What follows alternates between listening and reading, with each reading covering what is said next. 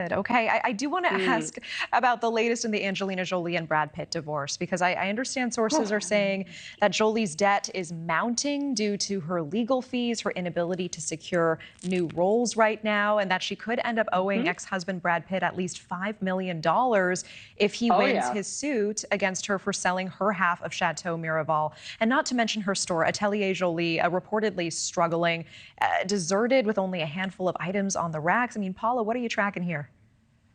So here's the deal. They are not going to settle. Brad is furious that she sold her 50% stake to Yuri Shekler, a Russian billionaire.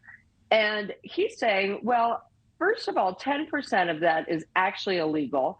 I sold it to her for €1. I never got the euro, and it was on good faith. But also that we have in the contract that I get first right of refusal. So there's a couple of lines here. The first one is he is asking for damages from a Luxembourg court. If he gets damages, the entire deal with Yuri Shekler could be unwound, and the almost $60 million that Angelina got, she will have to return. What is more likely is that the 10% will be returned, and she will owe Brad around $5.5 million. So this is all in the future, but now so right now she has not had a lot of money coming in. She's done indie roles, which are fine, but they don't really give you the big paycheck. She doesn't have many big paycheck roles coming in. She's signed a deal for this Atelier Jolie, a lease that is at least $720,000 a year for 10 years. So that's $7.2 million.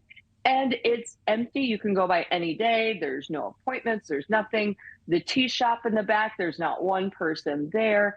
And I also heard, and this is interesting, while she produced or had her daughter Vivian produce The Outsiders on Broadway, she didn't put in any money.